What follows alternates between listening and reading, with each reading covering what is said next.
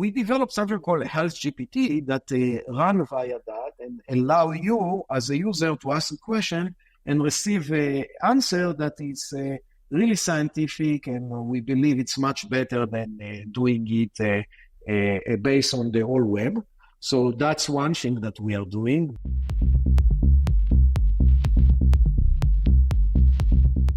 So thank you for joining me. Could you tell me, Dr. Blander, a little bit about the development of InsideTracker? And I know it was in about 2009, but sort of how you came to develop it and the sort of thoughts behind it. Yeah, sure. I would love to do it, Johnny, and thank you for inviting me to your show. From a very young age, I was fascinated by the aging process. And I wanted to stop the clock. I wanted to live forever. And I wanted to try to understand why do we die and how can we delay the onset of aging-related diseases. And that's why I decided to study biology, a PhD from the Weizmann Institute of Science in Israel, postdoc at MIT in one of the best labs that studied aging. And during that time, I started to be exposed to caloric restriction. I'm sure that you and your audience have heard about that. And I realized that I might be able to contribute more to humanity for start my own company than being a professor in academia. So I moved to the industry, did some research about caloric restriction that at that time was and maybe even today, the regime that have been shown to extend lifespan in many model organisms and with a very strong effect, and realize that it's not so simple. So even when you look under the hood and trying to understand what's going on there, it's not simple. There are a lot of processes and it's complex. And then I said and realized and read and understood that there is a lot to optimize. So if you think about the maximum lifespan of human is around 120, but most of us, let's say on average, live to the age of 80. So basically, there is a lot to optimize to take all of us to 120. So you don't only need the breakthrough, but also you need to see how can we optimize our body. And then it's also drove me to what I call health span. So a lot of us, or let's say half of us, live to the age of 80, but in the last 15 or 16 or 20 years, we are sick. And the question is, how can we extend the health span also instead of living relatively healthy until the age of 60 to live relatively healthy to the age of 80? And that's basically drove me to the idea of starting InsideTracker with a couple of other scientists and clinicians that we said that there is a lot to optimize and we need to try to understand how can we provide the right nutrition, the right exercise regime, the right lifestyle, the right supplementation for each person in order to allow him or her specifically to live better longer. So that was basically the genesis of InsideTracker. Let's use personalized health, personalized wellness, personalized nutrition in order to allow people to live better longer. And you were certainly quite an early, that was quite prescient in some ways, because not many people were talking about that in 2009, right? Obviously, 2024, it's very big. But in 2009, I think it was, you were at Lenny Guarenti's lab, right? But there weren't, it wasn't, certainly outside academia, it wasn't really talked about that much. No, so, even in academia, it wasn't. And I remember when I was, as an entrepreneur, I was trying to raise money and trying to raise awareness, and it was pretty hard to do it.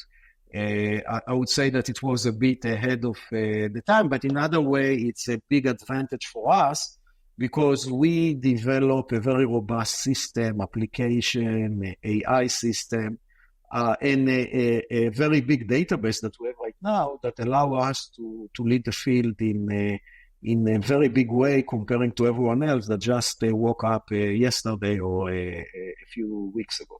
So I think that's in one way it was too early. In another way, I feel very lucky that we decided to do it so early. Yeah, and I guess we'll cover this a bit later, but the more data you have for using these AI tools, that's got to be a good thing, right? So if you've built up Exactly. years and years of data, that's got to be helpful, I would imagine. Yeah. So tell me a little bit about the kind of specific benefits. What exactly does InsideTracker do, and how could it specifically benefit me or my Yeah. brother or whoever, whoever you Yeah. want? So what exactly do you Yeah. do, and how does it benefit? So we are helping people to optimize their health, performance, wellness, and so on. And we are doing that by looking inside their body and trying to understand what's happening inside. In a way, I can tell you we are building a digital twin of yourself based on data that we collect from your blood biomarkers, based on data. You said that you have Apple Watch, so data from your Apple Watch.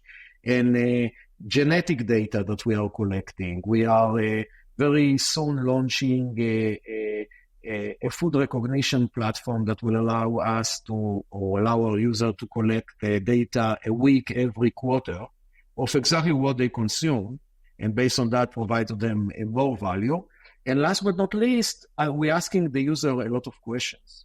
So based on that, we try to build a 360 view of your body, and then asking you what is your goal, or what do you want to do. Some people like me, I care about overall health. I want to be completely optimized from left and right. But as you said, some people want to sleep better. Some people have issues with metabolism. Some feel that they have a memory loss, or they want to improve cognition. Some other have digestive issues, and some other want to recover faster from their exercise. Some other want to improve their endurance and run marathon in 2 hours and beat the world record, and so on. So we are basically collecting a lot of information, asking the user what is his or her goal, and based on that, providing to them the best recommendation for them how to improve themselves. And that's include what food to eat, what supplement to take, what exercise to do, and what lifestyle changes to perform in order to optimize the body. And so that's very comprehensive, right? A lot of people will say you work with a nutritionist, they'll help you with nutrition, but that kind of covers everything, right? I can imagine that would be really good for preventative, rather than treating the sort of symptoms when they come about. As you said, extending this sort of healthy period before any decline, and I guess pushing that decline back. Yeah, it's in a way it's an holistic solution, and as you said, it's a preventative. So we strongly believe that the problems start from being very small and a bit bigger and a bit bigger, and then they become big, and then you feel that you have an issue, you go to the clinician, and then they treat you, but sometimes it might be too late. So what we are trying to find, we're trying to find the issues that are very small, relatively small, and providing to you intervention that is not a drug. So also a smaller, or let's say less ballistic solution. And using that, hopefully, will keep you away from the needing to take a ballistic solution.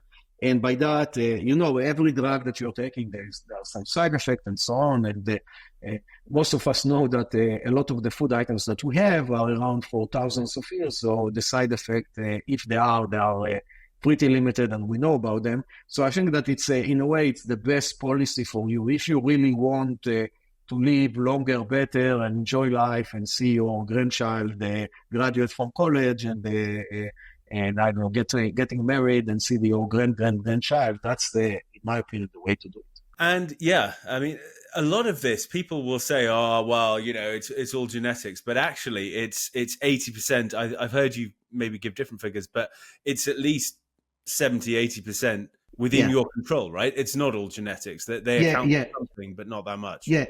So genetics is very important. By the way, we're testing genetics, and we are now packaging, actually, like now I'm reviewing the latest version of our manuscript. We're submitting a manuscript on a very big cohort that we have, and what is going on there. And part of it, we looked at the effect of genetics.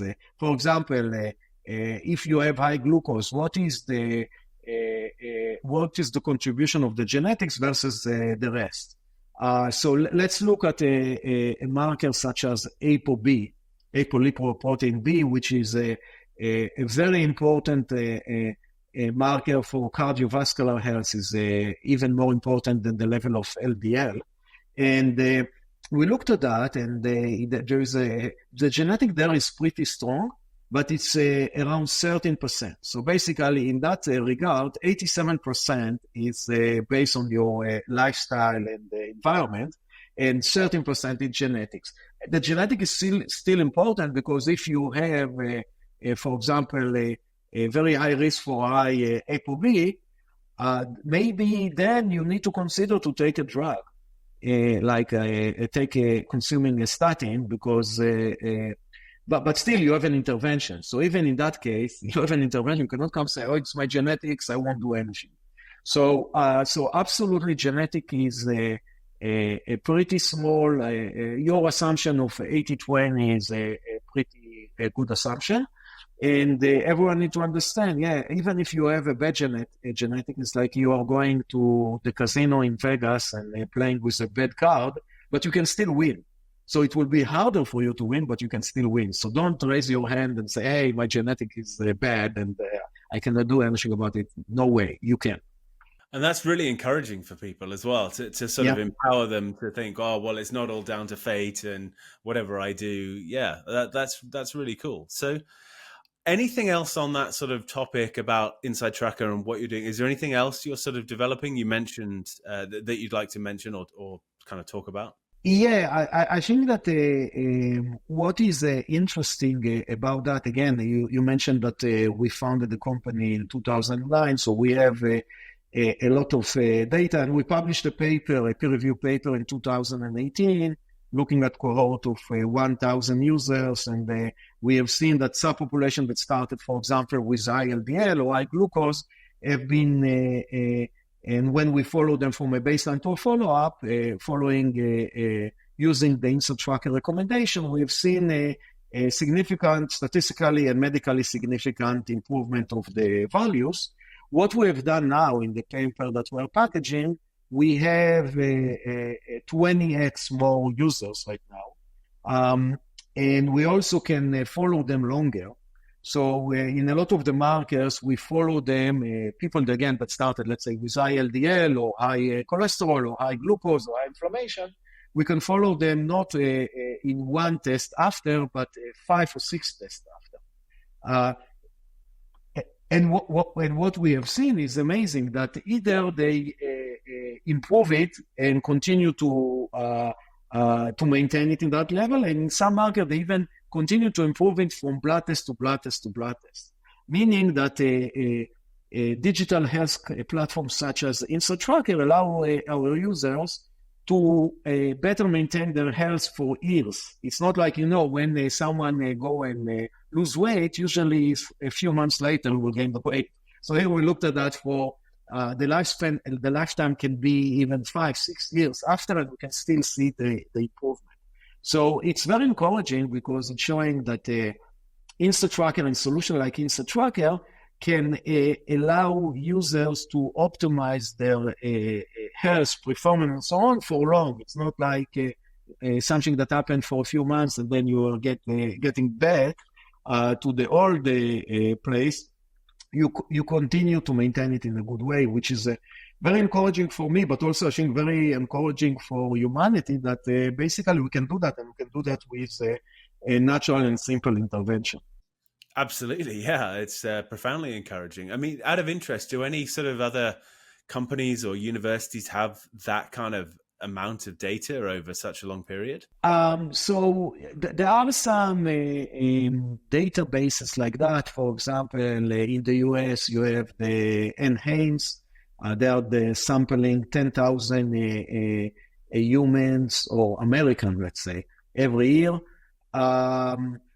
There is something like that in the UK, the UK Biobank. I assume that you heard. Yeah, you're from the UK, correct? So, yeah.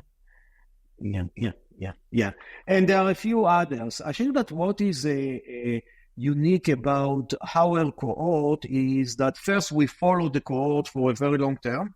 Usually, if you look at data from a fitness tracker or activity tracker like your Apple Watch, usually they will follow them for a week or two. We are following them as long as they have the fitness tracker. So like for me, I have fitness tracker for more than 10 years. So I have data for 10 years or 15 years. So that's one. The second is the integration of all the data together, all the blood biomarkers, and you have it again and again and again, and the DNA data and the question that we are asking. So there are some databases like that, but they are happening on a specific population.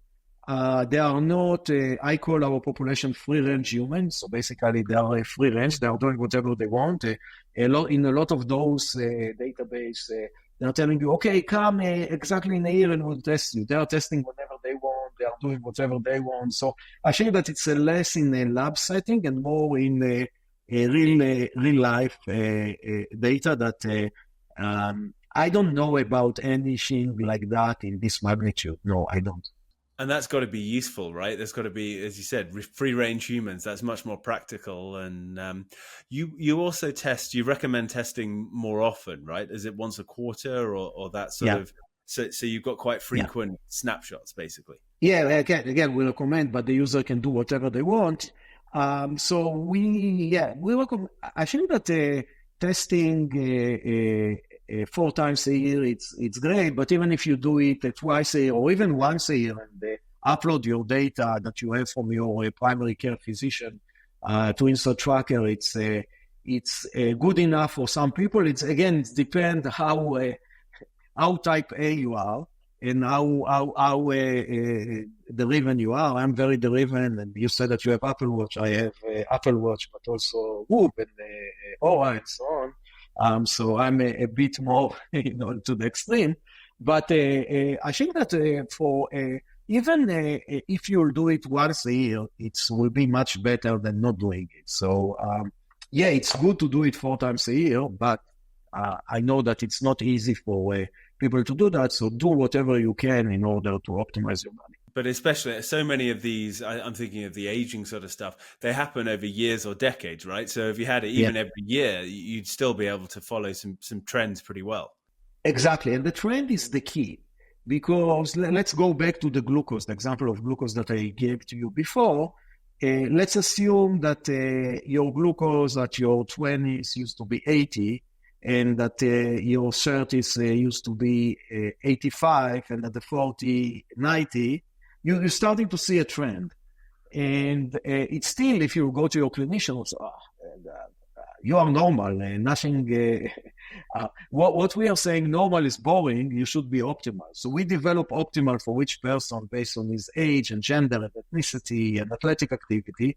And the optimal range is much narrower than the normal range. And then even if you are normal, we can say, you are normal, but you are not optimal. So if you do X, Y, and Z, hopefully your glucose will go, a few units lower, and then you have a better chance to live better longer. But again, we are not looking only on the glucose. We are looking at around 50 blood biomarkers and tens of physiological markers and hundreds of thousands of single nucleotide polymorphism that making a lot of polygenic scores. So we are looking at so many markers that allow us to look at you very, very deeply and provide you the 2 or the 5 recommendations that are the most important for you to do in order to optimize your body. So, and that's what it is. It's 5 kind of key takeaways that you produce. Exactly. And by the way, those, as you call it, 5 key takeaway, might be completely different today than what you will have in a year or 2 or 3, because our body is a very, very complex machine, and the challenges that you face today might be very different than the challenges that we will face tomorrow. And that's why it's good to do the testing as often as possible in order to identify it and then mitigate those risks.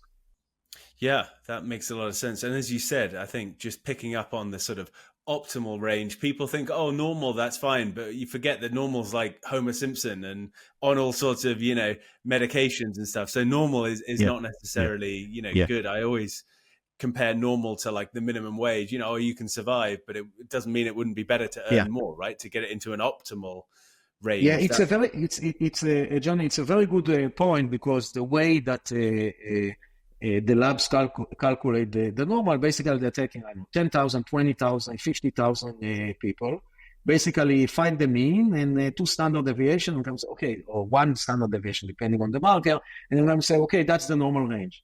But as you said, there are diabetic there, there are cardiovascular disease patients, there are obese there.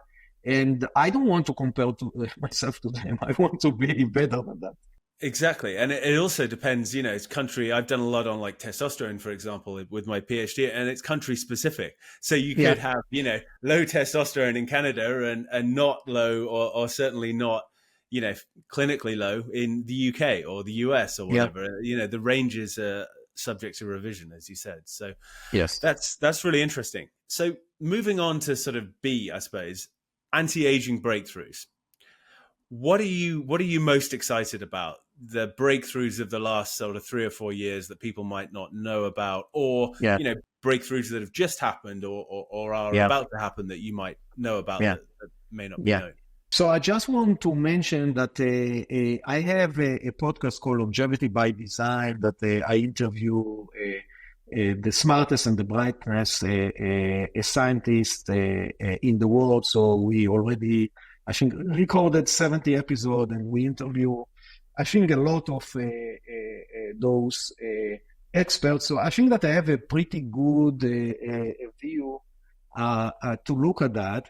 And I think that we are living in a very exciting time, that there are a lot of new discoveries about longevity, and hopefully in our lifetime, I hope, there will come a breakthrough that will allow us to really cross the chasm of 120 and I don't know, maybe reach to 150, maybe more. I hope that it will happen. It hasn't happened yet, but there are a lot of, I would say, promising signs.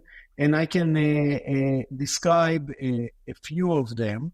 The first one is similar to what we are doing. Is basically how can you optimize your body, and that's hopefully will allow you to get to 120. And but I don't think that it will allow you to cross that. And then there are a few drugs that have been shown, some in model organisms, some in humans, that are might be able to allow you to live longer. I'm sure that your audience heard about metformin and rapamycin. Those are two examples, but there are many other drugs like that are now are getting tested. And even one of them, metformin, there is a real clinical trial on normal humans, basically not diabetic patient, because if we want to go into metformin a bit, metformin is a drug that helps mainly pre-diabetic to maintain their pre-diabetic condition, and it's used for a lot of decades, and it's very cheap drug also. And when some scientists did some analysis, statistical analysis, they suddenly realized that a diabetic patient on metformin living longer than diabetic patient not on metformin.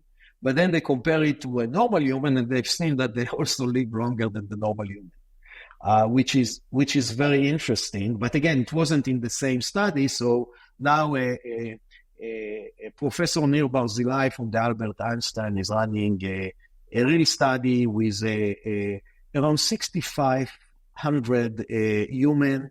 I think that the age is above 65, and the study will be for 5 years. And it's basically, it will be a placebo-controlled study, and they will try to see whether indeed metformin allow a normal human, let's say, not a sick human, to live longer. So that's exciting.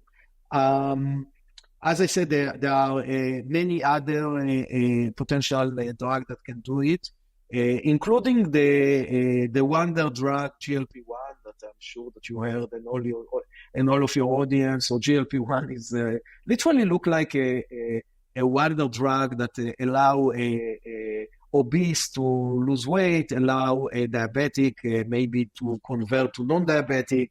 And there are more and more indications that are tested by the manufacturer. There are two giant pharmaceutical companies that produce it, one in Europe, one in the US. So on top of that, some of the data of the GLP-1 show that it's also might be able to increase lifespan in humans. So that's another drug that is interesting. I just learned recently that nothing is as good as it looks like. So there might be some side effect. And for example, there is some data that show that when you're on metformin, metformin, GLP-1, you tend to lose, you're losing weight and you tend to lose a lot of your muscle. So that's a big problem. And anyone that is on GLP-1, I strongly recommend you to exercise and lift weight in order to build it, and also maybe eat, consume more protein. But also I heard some anecdotes that a value of your HRV, which is a heart rate variability, might be a bit lower than someone that is not on a GLP-1. So I'm sure that there will be some side effect, and I'm saying all of that because everyone needs to understand that the best way is to change your nutrition, exercise, lifestyle, and sleep, and that's better than. But I think that for a lot of people that diabetic, for sure, the risk is zero comparing to the risk that you will be diabetic, and also for obese population. So I think that it's still a very good drug. There are also another domain that called senolytics. Basically, there is a phenomena in our body that some of our cells get into a stage they call senescence. So basically, cells that stop replicating and sit there. And the dogma was 10, 20 years ago that that's a mechanism for our body to prevent cancer, because basically those cells, we assume that something is wrong with them, so there is a mechanism that control them and tell them stop. What was identified in, I would say, the last decade or so by a scientist, a lot of scientists, but led by a scientist named Judith Capisi from the Bach Institute. Unfortunately, she passed away a few months ago. But she discovered that those cells are secrete some molecules that can basically influence other cells and other tissues, and basically increase the aging. And so there are now, I would say, tens of companies that are trying to develop something called senolytics. So it's basically small molecules or other that can specifically target the senescent cells and eliminate them. So that's another interesting avenue of progress. Another one, you mentioned the pre-show, David Sinclair. So he published at least a couple of papers, if not more, in a way to take cells and basically make them younger by injecting a few genes that can basically decrease significantly at their age, and also allow them to be less differentiated, and by that might allow us to live longer.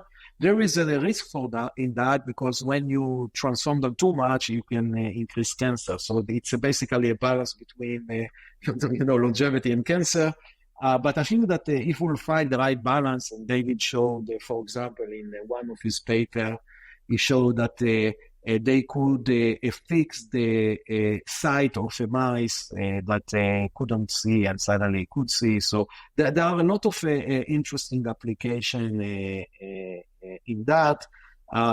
Another way is basically create a specific organ in the tube So there are a lot of very interesting avenue of excitement in the domain of longevity. I haven't mentioned, but that's something that happened, I would say, in the last 3 decades, and started by a scientist named Cynthia Kenyon from UCSF. She worked on a worm that I call C. elegans, and she showed that when you knock out or decrease the expression of some gene, those worms can live twice, 3 times, and maybe even 4 times longer. So that was a real revolution. And you mentioned Lenny Grant. He showed something similar by overexpressing of another gene called SIR2. So in the last few decades, we are seeing more and more that a manipulation of one gene can extend lifespan in model organism. We haven't seen it yet in human because it's much more complex and much more, the regulation is much higher, but I think that that's an exciting domain. I would say that in my opinion, it won't be one gene, it will be more than a few genes, and instead of deleting or overexpressing gene in our body, it will be more like a small molecule or a drug that we'll take that will do that. I'm not seeing ourselves deleting gene. That makes sense.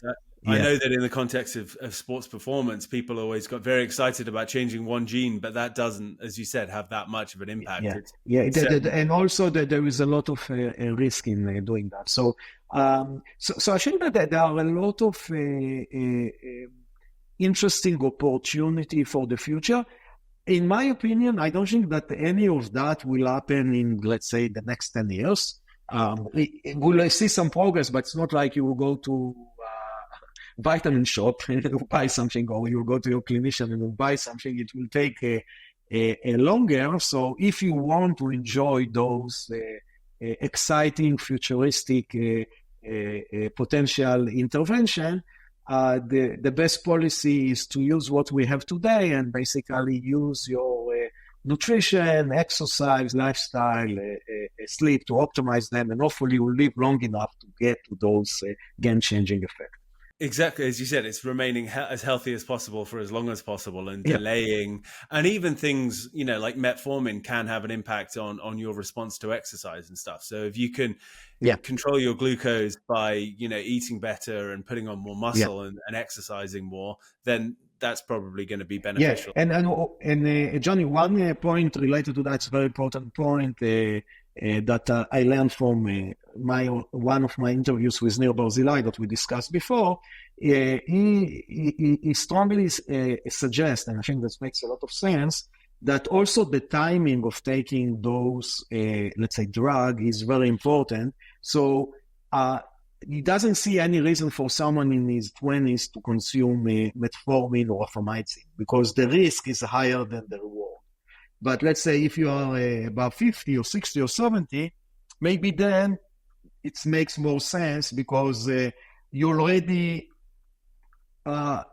develop your body and you are in the decline phase, so the reward is higher than the risk.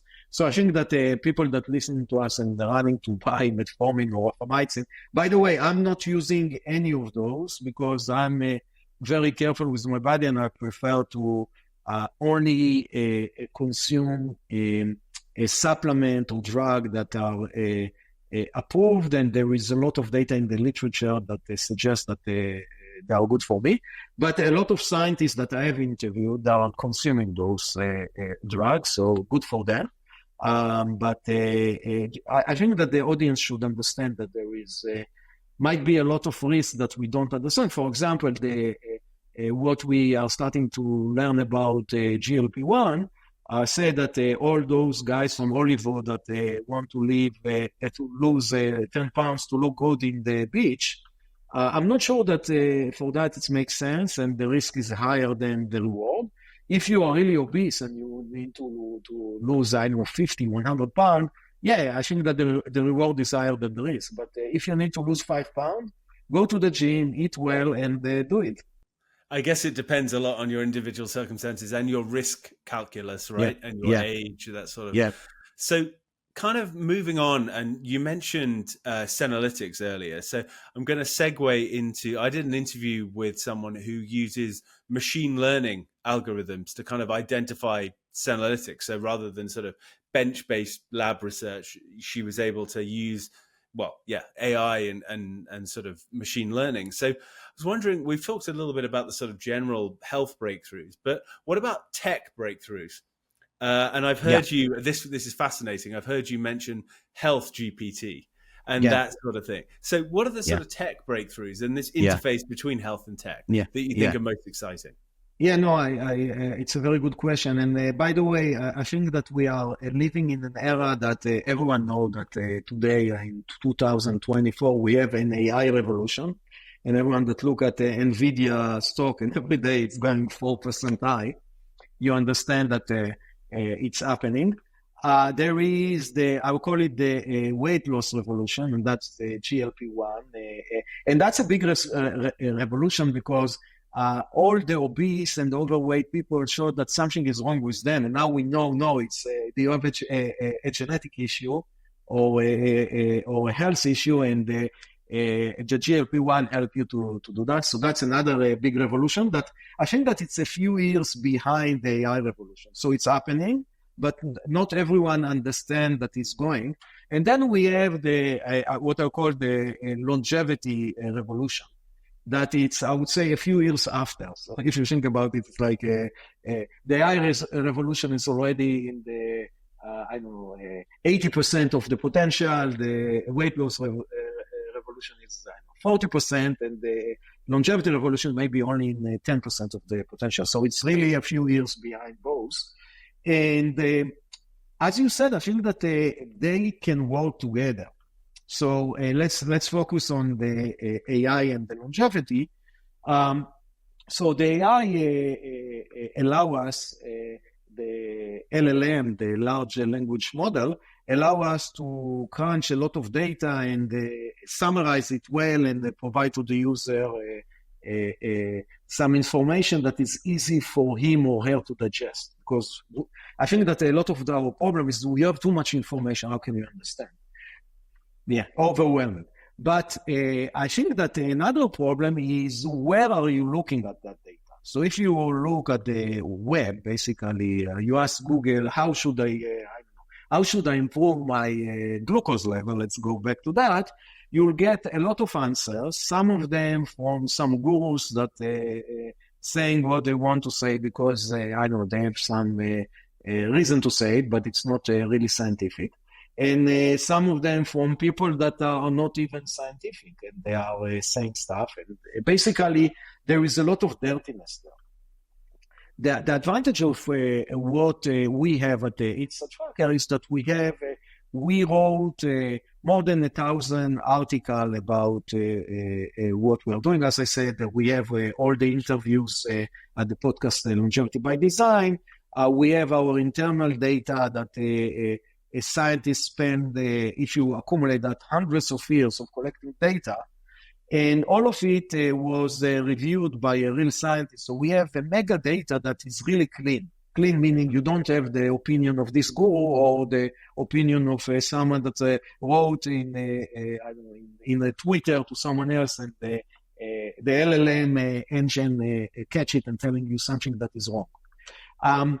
So we developed something called HealthGPT that run via that and allow you as a user to ask a question and receive an answer that is really scientific, and we believe it's much better than doing it based on the whole web. So that's one thing that we are doing. But then we can also take it one step further and allow the user to know exactly what you need to do at the time. And again, with a very scientific way. So the user can ask and say, based on my data, and again, let's go back, more than 50 blood biomarkers and tens of physiological markers and hundreds of thousands of DNA single nucleotide polymorphism data. And my food consumption based on the food recognition, what do you recommend me to eat right now, apple or banana? And then we can come say, oh, for you, Johnny is an apple, for Gil, it's banana. And then can explain to you why. So I think that that's something that we are trying to explain it and to show it to the user, but I think that it's very good for the user to ask exactly what you want to know right now and make a decision at that moment. And I think that the LLM, the GPT solution can allow you to do that today, something that we couldn't do before. So I think that that's can be a very easy way for the user to educate himself or herself, and they act upon that in a specific condition. For example, you can say, based on all the information I'm now in Chipotle, what is the best meal for me? So you see what you're saying? It's I'm going to the gym right now. What should I do? And then, you need to do, 10 push-up and 50 pull-up and go and do yoga for 10 minutes. I think that it's help you to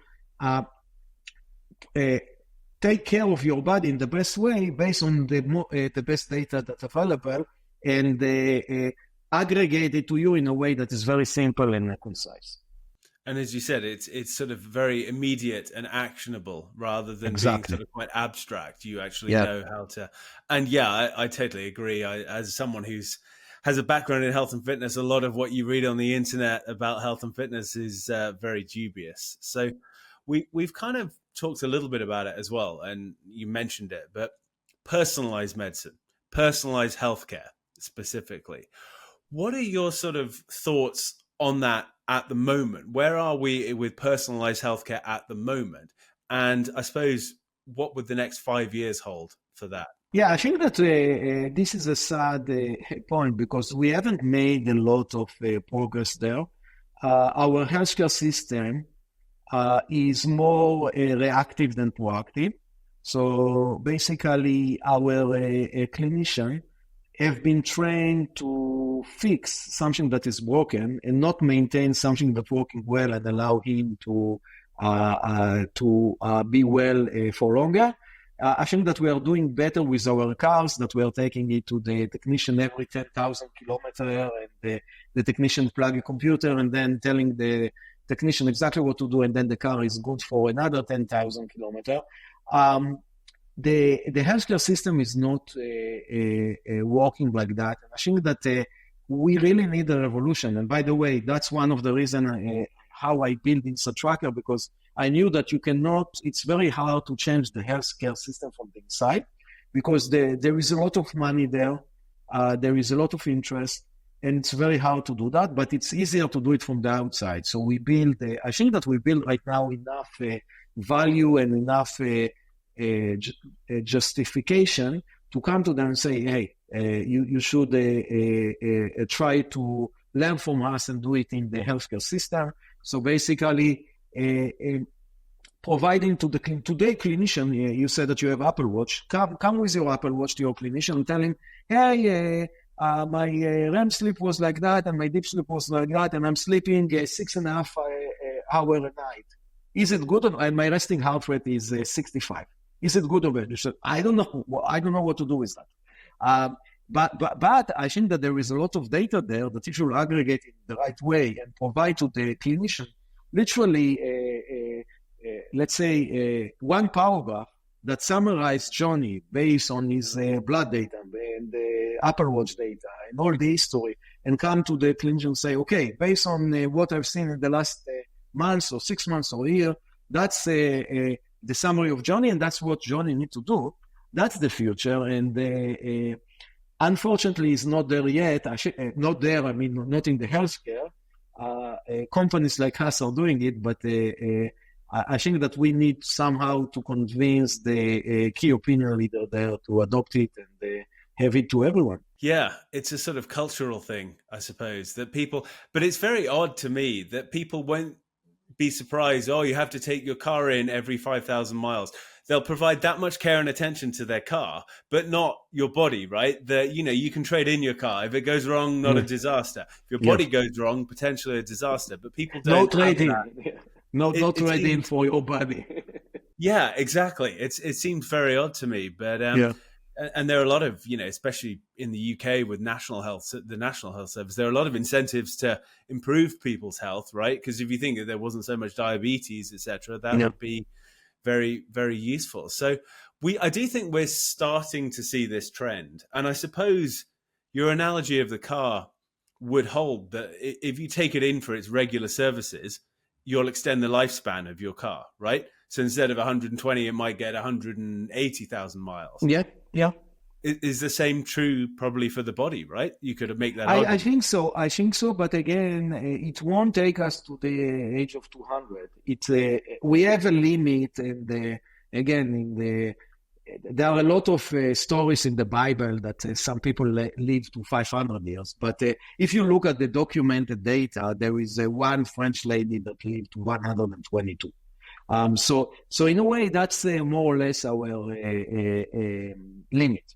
So from, let's say, an average of 80 or so, we can go to 120 if we do everything right, but not more. The more will come from a breakthrough of what we discussed before. And if you think, so say 80 is the lifespan, and you mentioned, I think it's 63 that people start to have these health problems, right? If you could just push that out to, say 120 is the maximum, fine. But if you could get to 110 without all these health problems that are heading at 63, that would have a huge impact, right? On all sorts of things. It's a huge impact also on society, because think about it, I know 2% of the population are actually consume 85 or 90% of the resource of the healthcare system, all the diabetic and the cardiovascular diseases patient, all of that.